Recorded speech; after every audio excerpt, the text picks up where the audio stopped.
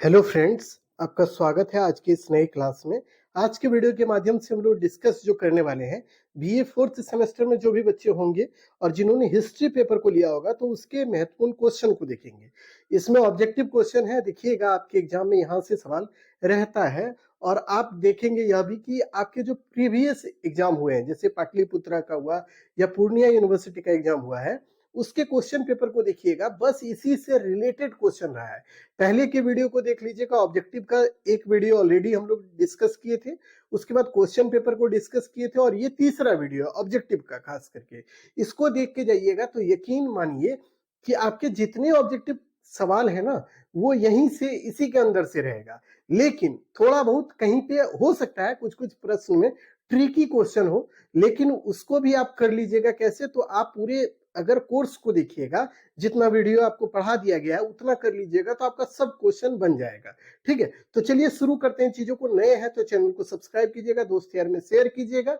इसके पीडीएफ अगर आपको चाहिए तो टेलीग्राम को ज्वाइन कर लीजिए, वहां पे फ्री ऑफ कॉस्ट सारे पीडीएफ आपको अवेलेबल करा दिए जाते हैं। ठीक है, तो चलिए शुरू करते हैं। तो देखिए हिस्ट्री पेपर का ये क्वेश्चन पेपर है और एमजीसी 5 में हिस्ट्री जिन्होंने लिया होगा उसके लिए ये इंपॉर्टेंट क्वेश्चन है। अब देखिएगा, अब हम लोग क्या करने वाले हैं कि हर एक जैसे हिस्ट्री, पॉलिटी, ज्योग्राफी, इकोनॉमिक्स सबका ऑब्जेक्टिव क्वेश्चन अब धीरे धीरे करा देंगे। क्योंकि सब्जेक्टिव लगभग हर एक सिलेबस का हम लोग उतना दूर तक जरूर पहुंचाने का काम किए हैं जहां से आपका काम बन जाए। ठीक है, अब ऑब्जेक्टिव भी सबका करा देंगे जो क्वेश्चन एग्जाम में आता है उस हिसाब से। ठीक है, तो पहला सवाल है, पाल वंश का संस्थापक कौन था, यानी पाल वंश की स्थापना किसने किया।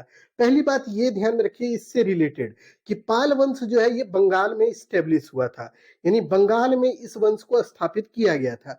कब हुआ था स्थापित? तो इस बात को ध्यान में रखिएगा कि गुप्त वंश के पतन के बाद, यानी डिक्लाइन ऑफ गुप्ता पीरियड, उसके बाद देखिएगा पाल वंश का स्टेब्लिश किया गया कहां? बंगाल में। ठीक है, तो इसकी संस्थापना या संस्थापक कौन है आपसे अगर क्वेश्चन पूछा गया है तो इसका सही उत्तर क्या होगा? गोपाल होगा। ठीक है, तो गोपाल इस वंश का पहला शासक है। इसके बारे में हम आपको पढ़ाए भी हैं पाल वंश, तो वहां पे हम आपको बताए थे कि देखिए पाल वंश एक ऐसा राजवंश है ना जिसके शासक को चुन के राजा बनाया गया था, यानी इसके शासक जो गोपाल है ना इनको जनता के द्वारा चुना गया और उसके बाद अपना राजा उनको मनोनीत या घोषित किया गया था। ठीक है, और उसके बाद इस बात को ध्यान में रखिएगा ये बंगाल में स्टेब्लिश हुआ राजवंश है। ठीक है, इसके बारे में पूरा ओवर एकदम देखिएगा, जो इसका पॉलिटिकल हिस्ट्री है उसको हम करा दिए हैं, उसको जरूर देख के जाइएगा। ठीक है, वहां से सवाल बनता है, यानी कि दोनों बार क्वेश्चन पूछा है, पाटलिपुत्रा में भी पूर्णिया में भी, इसीलिए उस पूरे जो टॉपिक है उसको करके जाइएगा। अगला सवाल आपके स्क्रीन पर जवाब दीजिए, पाल वंश की राजधानी कहाँ थी? तो पाल वंश की राजधानी कन्नौज थी, मुंगेर थी, वातापी या तंजौर, कहाँ होगा? सही उत्तर बताइए। तो देखिए एक बात ध्यान में रखिएगा, पाल वंश की जो राजधानी है वो मुंगेर है। इसी को जो है मुंगेर को ही मुददगिरी भी बोला गया है। क्या बोला गया? मुददगिरी। मुददगिरी किसका नाम है? तो मुंगेर का। ठीक है, तो इस बात को भी ध्यान में रखिए, मुंगेर को ही मुददगिरी भी बोला गया है और यही पाल वंश की राजधानी थी। दूसरा बात ध्यान में रखिएगा कि कन्नौज जो राजधानी है ना वो गुर्जर प्रतिहार वंश का राजधानी बनेगा। ठीक है, वो पाल वंश का नहीं है। तो कन्नौज किसका है? तो ये गुर्जर प्रतिहार वंश का राजधानी था। ठीक है, और यही कन्नौज पर जो है अपना अधिकार स्थापित करने के लिए तीन राजवंशों ने युद्ध लड़ा था। कौन कौन राजवंश है? राष्ट्रकूट है, पाल है और प्रतिहार है। ये तीन राजवंशों ने त्रिपक्षीय संघर्ष किया था। किस पर अधिकार करने के लिए? कन्नौज पर अधिकार करने के लिए। तो ये सब बात भी छोटा है लेकिन याद रखना है। ठीक है, चलिए, हर्षवर्धन ने किस पुस्तक की रचना की, यानी हर्षवर्धन के द्वारा कौन सा बुक लिखा गया था? बताइए, प्रियदर्शिका, नागानंदा या रत्नावली? ये तीनों ही ऑप्शन आपके सामने है।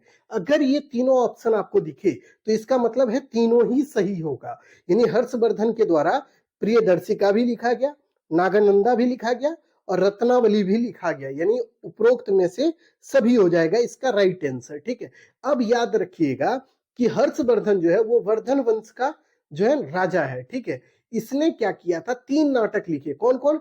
प्रियदर्शिका, रत्नावली और नागानंदा। ठीक है, तो इस बात को ध्यान में रखिएगा। तीसरी बात ध्यान में रखिएगा, यही हर्षवर्धन के समय में ह्वेनसांग भारत आता है और ह्वेनसांग वही ह्वेनसांग है जो नालंदा विश्वविद्यालय गया, वहां पे पढ़ा और उसके बाद वहां पे वो कुछ दिन तक पढ़ाने का भी काम किया था।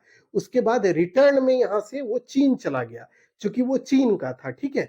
ह्वेनसांग के बारे में ध्यान में रखना है कि वो चीन का यात्री था जो कि हर्षवर्धन के समय भारत आया था, और उसने भारत में जो कुछ भी देखा उसको अपने बुक में लिखा था। किसमें? सी युकी में, जिसको आगे अभी बताएंगे, ठीक है। तो चलिए अगला सवाल आपके स्क्रीन पर जवाब दीजिएगा बच्चों। ककातीय वंश की राजधानी कहाँ थी? यानी ककातीय वंश के बारे में जान लीजिए कि इसमें रुद्रदमा देवी, उनके बारे में भी हम पढ़ा देंगे कभी, वो बहुत इंपॉर्टेंट नाम है, ठीक है। तो उनके बारे में हम पढ़ाएंगे, तब आपको समझ में आएगा कि कितना इंपॉर्टेंट ये वंश रहा है, ठीक है। उसके बाद ककातीय वंश की राजधानी कहाँ थी? तो ये वारंगल थी, ठीक है। तो इस बात को भी ध्यान में रखिएगा, ककातीय वंश की राजधानी वारंगल थी, और इस वंश के बहुत से शासक हुए, लेकिन इंपॉर्टेंट जो भी शासक होंगे उसको हम पढ़ाएंगे आपको। ये बहुत छोटा वीडियो होगा, लेकिन उसमें हम आपको बताएंगे कि कैसे ककातीय वंश स्टैब्लिश हुआ, कैसे इसमें कौन कौन से राजा बने, और कौन महिला इसमें शासिका बनी थी, ठीक है, उसको हम बता देंगे। अगला है, पुलकेशिन द्वितीय ने हर्षवर्धन को किस नदी के तट पर पराजित किया? यानी पुलकेशिन द्वितीय के द्वारा हर्षवर्धन को कहां हराया गया, कौन नदी के तट पे? तो देखिए, गंगा नदी, यमुना, कृष्णा या नर्मदा। तो सही उत्तर आपको पता होना चाहिए, डी ऑप्शन इसका होगा, नर्मदा नदी के तट पर हर्षवर्धन को हराया था। किसने? पुलकेशिन द्वितीय ने। और इसके बारे में जानकारी कहां से मिलती है? एहोल अभिलेख में। एहोल अभिलेख किसका है? तो यही पुलकेशिन द्वितीय का है, ठीक है। एहोल अभिलेख से ये पता चलता है कि पुलकेशिन द्वितीय ने हर्षवर्धन को पराजित किया था या हराया था, ठीक है। कहां पे? तो नर्मदा नदी के तट पर, ठीक है। अगला सवाल, त्रिपक्षीय संघर्ष में कौन शामिल नहीं था? यानी वो राजवंश बताइए जो त्रिपक्षीय संघर्ष में हिस्सा नहीं लिया था। तो देखिए, पाल वंश होगा? नहीं, पाल वंश हिस्सा लिया था, प्रतिहार भी लिया था, राष्ट्रकूट भी लिया था। चोल वंश इसमें स्टेब्लिश नहीं हुआ था, और ना ही इसने इसमें भागीदारी ली थी, ठीक है। तो इसको ध्यान में रखिएगा, चोल वंश त्रिपक्षीय संघर्ष में भाग नहीं लिया था। अब एक बात बताइए, ये जो त्रिपक्षीय संघर्ष हुआ था, किस पे अधिकार करने के लिए हुआ था? कौन सा वो जगह था जिस पे अधिकार करना चाहते थे पाल वंश के शासक, प्रतिहार वंश के शासक, या फिर राष्ट्रकूट वंश के शासक? ये बताइएगा, तीनों राजवंश के जो शासक हैं वो कहां पे अधिकार करना चाहते थे? ये कमेंट कीजिएगा, फास्ट में कमेंट कीजिए। ये आपके लिए क्वेश्चन मार्क्स आपके लिए लगा दिए हैं। इसको आप आंसर में अपना बताइएगा कि त्रिपक्षीय संघर्ष किस जगह पर अधिकार करने को लेकर हुआ था, ठीक है। अगला है, चालुक्य वंश की स्थापना किसके द्वारा की गई? बताइए, विक्रमादित्य प्रथम, पुलकेशिन प्रथम, कीर्तिवर्मन द्वितीय, या पुलकेशिन द्वितीय? तो सही उत्तर क्या होगा इसका? सही बताइए। तो इसका सही उत्तर होगा बच्चों, पुलकेशिन प्रथम के द्वारा। ये पुलकेशिन प्रथम के द्वारा चालुक्य वंश की स्थापना की गई। और यही पुलकेशिन द्वितीय जो है, ये चालुक्य वंश का शासक है जिसने एहोल प्रशस्ति लिखवाया था। और इसी से पता चलता है कि इसने कन्नौज के राजा जो हर्षवर्धन है उसको हराने का काम किया था, ठीक है। तो इस बात को भी ध्यान में रखिएगा। अगला है, चालुक्य वंश की राजधानी कहाँ थी? यानी चालुक्य वंश जो है वो, उसकी राजधानी जो थी वो कहाँ पे थी? बताइए, वातापी थी, कांची थी, श्रावस्ती या कन्नौज? तो सही उत्तर आपको पता होना चाहिए, ये है वातापी। वातापी का चालुक्य, इसी को बोलते हैं वेंगी का चालुक्य, ठीक है। इसको ध्यान में रखिएगा। अगला है, पल्लव वंश की राजधानी कहाँ थी? बताइए। इसको हम पहले भी बताए थे कि पल्लव वंश के बारे में आपको पढ़ाएंगे। ये साउथ इंडिया का बहुत ही इंपॉर्टेंट वंश है, ठीक है, पल्लव वंश। तो पल्लव वंश की राजधानी कांची थी, इसीलिए इसको बोलते हैं कांचीपुरम का पल्लव। क्या बोलते हैं? कांचीपुरम का पल्लव, कांचीपुरम का पल्लव, ठीक है। इसको भी ध्यान में रखिएगा, कांचीपुरम का पल्लव ये है, पल्लव वंश को बुलाया जाता है, ठीक है। इस वंश का इतिहास भी हम आपको पढ़ाएंगे, कैसे ये राजवंश स्टेब्लिश हुआ और इसको स्टेब्लिश करने वाले राजा कौन थे, ठीक है। इसमें आपको देखिएगा पढ़ाएंगे, महेंद्र वर्मन पढ़ाएंगे, उसके बाद और भी बहुत से राजा हुए थे, उसके बारे में हम आपको डिटेल पढ़ाएंगे, ठीक है। अच्छा बताइए, चोल वंश की राजधानी कहाँ थी? चोल वंश के बारे में एक बात ध्यान में रखिएगा, ये हम जो आपको चोल वंश पढ़ा रहे हैं अभी या बता रहे हैं, ये ग्रेटर चोल है, यानी महान चोल वंश, ठीक है। तो इसकी राजधानी कहाँ थी? बताइए, वातापी थी, कांची थी, तंजौर थी या कन्नौज थी? तो सही उत्तर होगा तंजौर। तंजौर इसकी राजधानी थी, और कांची जो है ना, इसकी उप राजधानी थी, ठीक है। उप राजधानी कहाँ थी? कांची थी। तो इस बात को भी ध्यान में रखिएगा कि चोल वंश का उप राजधानी कहाँ था? तो कांची था, ठीक है। और इसकी राजधानी कहाँ था? तंजौर था। ठीक है, अगला सवाल, पुलकेशिन द्वितीय ने उत्तर भारत के किस शासक को हराया था? तो आपको शुरू से पढ़ाते आ रहे हैं, पुलकेशिन द्वितीय जो चालुक्य वंश के शासक हैं, इन्होंने किसको हराया था? हर्षवर्धन को हराया था। और हर्षवर्धन जो है वो कब से कब तक राजा रहे? तो 606 ईस्वी से 647 ईस्वी तक राजा रहे। दूसरी बात ध्यान में रखिएगा, हर्षवर्धन जो है ये वर्धन वंश का शासक है। ठीक है, तीसरी बात ध्यान में रखिएगा, हर्षवर्धन के समय ह्वेनसांग भारत आया था। चौथी बात इसमें ध्यान में रखिएगा, हर्षवर्धन के द्वारा नागानंदा, प्रियदर्शिका और रत्नावली ये 3 बुक की रचना की गई थी। ठीक है, तो इतना चीज हर्षवर्धन को लेकर याद रखिएगा, यहां से सवाल बनेगा। ठीक है, अगला है, पल्लव वंश की स्थापना किसके द्वारा की गई? बताइए, महेंद्र वर्मन प्रथम के द्वारा, नरसिंह वर्मन के द्वारा, अपराजित वर्मन के द्वारा या सिंह विष्णु के द्वारा? तो सही उत्तर होगा सिंह विष्णु। ठीक है, इसको ध्यान में रखिएगा। अब देखिए एक बात और ध्यान में रखिएगा, महेंद्र वर्मन प्रथम इन्होंने एक बुक लिखा था जिसका नाम था मतविलास प्रहसन। मतविलास प्रहसन, तो इस बात को भी ध्यान में रखिएगा, मतविलास प्रहसन। तो ये बुक किसका है? तो ये है महेंद्र वर्मन प्रथम का। इसमें इन्होंने क्या बताया था, बौद्ध धर्म से रिलेटेड जो भिक्षु होते हैं ना, उनके ऊपर इन्होंने व्यंग कसा था, इन्हें उसका मजाक उड़ाया था। ठीक है, तो इस बात को ध्यान में रखिएगा, मतविलास प्रहसन ये बुक किसका है? महेंद्र वर्मन प्रथम का है। और ये महेंद्र वर्मन किस वंश का था? पल्लव वंश का था। ठीक है, तो पल्लव वंश का पहला बात ध्यान में रखिएगा, इसकी राजधानी कांचीपुरम थी। दूसरा, इसके संस्थापक कौन थे? सिंह विष्णु थे। ठीक है, और इसी वंश का एक अगला शासक है महेंद्र वर्मन प्रथम, जिसने मतविलास प्रहसन नामक बुक को लिखा था। ठीक है, अगला है, चोल वंश की स्थापना किसके द्वारा की गई? बताइए, तो चोल वंश की स्थापना किसने किया? राजेंद्र प्रथम ने, राजराज प्रथम ने, या फिर विजयालय ने, या राजेंद्र तृतीय ने? तो सही उत्तर क्या होगा? विजयालय के द्वारा इसकी स्थापना की गई थी। ठीक है, अगला सवाल, अगला है, बृहदेश्वर मंदिर का निर्माण किसने कराया था? इन्हें बृहदेश्वर मंदिर के बारे में आपको बताएंगे, ये राजराज प्रथम के द्वारा कराया गया था इस मंदिर का निर्माण। यानी ये जो मंदिर है ना, बृहदेश्वर मंदिर, इसको बनवाने वाला कौन था? राजराज प्रथम। इसीलिए इस मंदिर को और एक नाम से जाना जाता है, जिसको बोलते हैं राज राजेश्वर मंदिर। राज राजेश्वर, इस बात को ध्यान में रखिएगा, राज राजेश्वर मंदिर आपको बोले या बृहदेश्वर मंदिर बोले, ये जो मंदिर है ना, इसको बनवाने वाला कोई और नहीं, राजराज प्रथम था। ठीक है, अगला है, गंगे कोंड चोलपुरम मंदिर किसने बनवाया था? या इसका निर्माण किसने करवाया था? बताइए, तो गंगे कोंड चोलपुरम जो मंदिर है बच्चों, इसको बनाने वाला कोई और नहीं बल्कि राजेंद्र प्रथम था। यानी राजेंद्र चोल के द्वारा गंगे कोंड चोलपुरम मंदिर बनवाया गया। ठीक है, दूसरा बात ध्यान में रखिएगा, यही राजेंद्र प्रथम है, इसने गंगे कोंड चोलपुरम की उपाधि भी धारण की थी। यानी जिस मंदिर को इसने बनवाया था उसी नाम से अपनी उपाधि भी धारण किया था। किसने? राजेंद्र प्रथम ने। ठीक है, तो इसको भी ध्यान में रखेंगे, याद रखिएगा, यहां से सवाल बनेगा। चालुक्य, देखिए चालुक्य वंश को ही बोलते क्या? सोलंकी वंश। आपसे बोलेगा सोलंकी वंश, सोलंकी वंश की जो स्थापना है वो किसके द्वारा की गई? सोलंकी वंश की स्थापना, तो बताइए, मूलराज प्रथम, भीमदेव प्रथम, या फिर जयसिंह या कुमारपाल? तो सही उत्तर क्या होगा? चालुक्य वंश या सोलंकी वंश। इसकी स्थापना कोई नहीं बल्कि मूलराज प्रथम के द्वारा किया गया था। ठीक है, तो इसको ध्यान में रखिएगा, मूलराज प्रथम के द्वारा चालुक्य वंश, इसी को बोलते हैं सोलंकी वंश, इसकी स्थापना करी गई थी। ठीक है, तो इसको ध्यान में रखेंगे। अगला है, सेन वंश का संस्थापक कौन था? यानी सेन वंश को स्टैब्लिश करने वाला कौन था?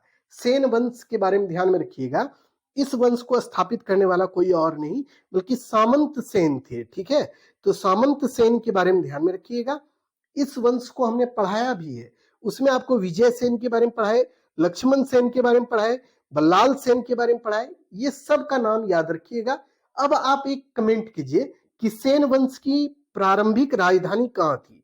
यानी सेन वंश की राजधानी कहाँ थी? बताइए, ये कमेंट आप कीजिएगा। सेन वंश की राजधानी आपको पढ़ाए हैं, अगर आपने पढ़ा है तो बताइएगा। ठीक है, राजधानी कहाँ थी, सेन वंश की राजधानी, ये कमेंट आप जरूर कीजिएगा। ठीक है, अगला सवाल, चौहान वंश की स्थापना किसके द्वारा की गई? बताइए, चौहान वंश के बारे में जान लीजिए। इसी वंश का एक शासक था पृथ्वीराज चौहान तृतीय, ठीक है, यानी पृथ्वीराज चौहान भी बोलते हैं उसको। वही शासक था जिसने तराइन के प्रथम युद्ध में किसको हराया था पता है? उसने तराइन के प्रथम युद्ध में मोहम्मद गोरी को हराया था। उसके बाद देखिएगा तराइन का सेकेंड वॉर जो होता है, यानी तराइन का दूसरा युद्ध जो होता है, उसमें मोहम्मद गोरी के द्वारा इसी पृथ्वीराज चौहान को हरा दिया गया। जिसके बाद आप देखिएगा भारत में गुलाम वंश की स्थापना हो जाएगी, यानी कि आप देखेंगे भारत में दिल्ली सल्तनत की स्थापना इसी के बाद होती है, ठीक है। तो इस बात को ध्यान में रखिएगा कि ये जो पृथ्वीराज चौहान है वो किस वंश के थे? तो चौहान वंश के थे, ठीक है। अब देखिए सवाल है, चौहान वंश का संस्थापक कौन था, स्थापना करने वाला कौन था? तो इसका सही उत्तर क्या होगा? वासुदेव था, ठीक है। तो इसको ध्यान में रखिएगा, वासुदेव के द्वारा चौहान वंश की स्थापना की गई, ठीक। अगला है, राष्ट्रकूट वंश की राजधानी कहां थी? राजधानी बताइए, ये कन्नौज होगा या थानेश्वर होगा या मान्यखेट होगा या मुंगेर होगा? तो सही उत्तर होगा मान्यखेट, ठीक है। तो इसको ध्यान में रखिएगा। अब देखिए दो तीन बात आपको ध्यान में रखना है। राष्ट्रकूट वंश की राजधानी मान्यखेट थी। कन्नौज किसका था? गुर्जर प्रतिहार का, ठीक है। गुर्जर प्रतिहार का कहां था? कन्नौज था। थानेश्वर किसका था? वर्धन वंश का था। किसका था? वर्धन वंश का। तो इसको भी ध्यान में रखिएगा। अगला है मुंगेर। मुंगेर किसका था? पाल वंश का था, ठीक है। तो सबका याद रखिएगा, एक जगह नोट डाउन करके रखिएगा। अगला है, विक्रमशिला विश्वविद्यालय की स्थापना किसके द्वारा की गई? यानी कौन वो शासक है जिसने विक्रमशिला विश्वविद्यालय को स्टेब्लिश किया था? तो सही उत्तर क्या होगा? धर्मपाल होगा। यानी धर्मपाल के द्वारा विक्रमशिला विश्वविद्यालय की स्थापना की गई। अब चलिए एक और आप कमेंट कीजिएगा, नालंदा विश्वविद्यालय की स्थापना किसने करवाया था? यानी नालंदा जो विश्वविद्यालय है उसको स्टेब्लिश करने वाला कौन था? वो शासक कौन था जिसने नालंदा विश्वविद्यालय को बनवाया था? ठीक है, वो गुप्त वंश का शासक है, बताइएगा कमेंट करके। अगला है, हवेन सांग किसके समय भारत आए थे? बताइए। तो इसका सही उत्तर क्या होगा? हर्षवर्धन होगा, धर्मपाल, अशोक या चंद्रगुप्त? तो सही उत्तर होगा हर्षवर्धन, ठीक है। हर्षवर्धन के समय हवेन सांग भारत आया। इसने भारत में रहकर पढ़ाई करी और जब वो वापस गया तो उसके द्वारा क्या बुक लिखा गया? तो आपको याद रखना, सी यू की नामक एक किताब को लिखा था। कौन? हवेन सांग, ठीक है। हवेन सांग के द्वारा कौन बुक लिखा गया? सी यू की लिखा गया, ठीक है। तो इसको भी ध्यान में रखिएगा। अगला है, गुर्जर प्रतिहार वंश की स्थापना किसने की? यानी गुर्जर प्रतिहार वंश का संस्थापक कौन था? नागभट्ट द्वितीय, मिहिर भोज, नागभट्ट प्रथम या वत्सराज? तो सही उत्तर होगा नागभट्ट प्रथम, ठीक है। इसको ध्यान में रखिएगा। अगला है, वर्धन वंश की राजधानी कहाँ थी? बताइए तो। कन्नौज, थानेश्वर, तंजौर या कांची? तो सही उत्तर क्या होगा? थानेश्वर। इसी को क्या बोलते हैं? स्थानेश्वर, स्थानेश्वर, स्थानेश्वर। इसी को थानेश्वर या स्थानेश्वर भी बोलते हैं, ठीक है। तो इसको भी ध्यान में रखिएगा। तो आज के वीडियो में हम लोग डिस्कस किए कितना? 23 ऑब्जेक्टिव क्वेश्चन को किए, जो कि आपके एग्जाम के लिए बहुत इंपॉर्टेंट होगा।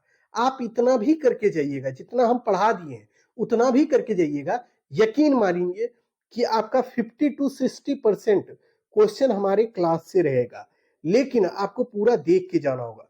थ्योरी भी देख के जाना होगा, ऑब्जेक्टिव भी देख के जाना होगा, तभी आप पूरे सवाल को कर पाइएगा, ठीक है। तो नए होंगे तो चैनल को सब्सक्राइब करके अपने दोस्त यार में शेयर कीजिएगा। और अगर आपको कोई भी तरह का दिक्कत है या कोई भी तरह का आपको बात विचार करना है हमसे, तो इंस्टाग्राम पे आप हमको मैसेज कर सकते हैं। वहां पे हम आपको जरूर रिप्लाई करेंगे। आपको जो भी दिक्कत होगा पीडीएफ से रिलेटेड, क्लास से रिलेटेड, वो जरूर आप कर सकते हैं। वहां पे आप हमसे बातचीत कर सकते हैं वहां पे, ठीक है। दूसरी बात, हमारा एक और चैनल है, उसको भी ज्वाइन कर लीजिए या सब्सक्राइब कर लीजिएगा। उसके भी लिंक हम डिस्क्रिप्शन में डाल देंगे, ठीक है। तो आज के लिए इतना ही बच्चों, फिर मिलते हैं एक नए क्लास में, तब तक के लिए धन्यवाद।